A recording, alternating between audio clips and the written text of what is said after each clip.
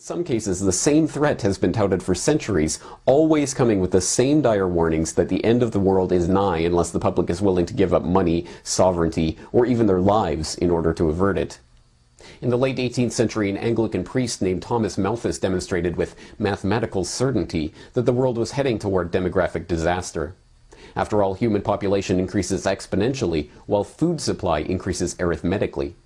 From this, it logically follows that it is only a matter of time before the world population outstrips our ability to feed ourselves.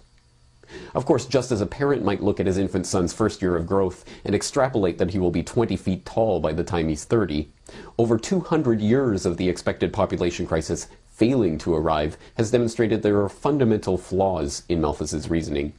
The Earth is not a zero-sum game, and human ingenuity has always and in every generation managed to bake a bigger and bigger pie, even as we take a bigger and bigger slice of it. Now, even the United Nations' most alarming predictions admit that global population will level off and begin declining in 2050, and Malthus is now understood to have been a third-rate scholar spreading Chicken Little Sky is Falling fantasies for the benefit of the British East India Company that employed him.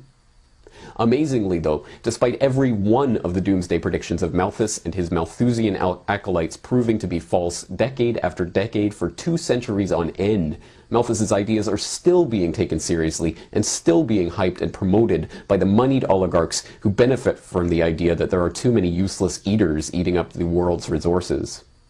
Malthus himself, an Anglican minister, wrote that, "We are bound in justice and honor formally to disdain the right of the poor to support," arguing for a law making it illegal for the Anglican Church to give any food, clothing, or support to any children. Not content with consigning thousands of children to death for the misfortune of being born poor, however, Malthus also advocated actively contributing to the deaths of more of the poor through social engineering. Instead of recommending cleanliness to the poor, we should encourage contrary habits.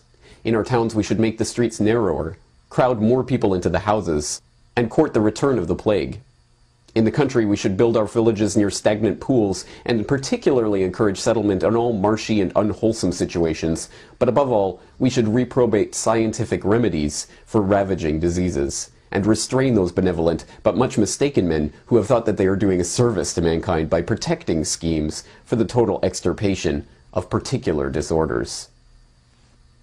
The horrific nature of this idea is made all the more preposterous by the fact that Malthus was encouraging the spread of disease and plague in order to save humanity from the diseases and plagues that overpopulation fosters.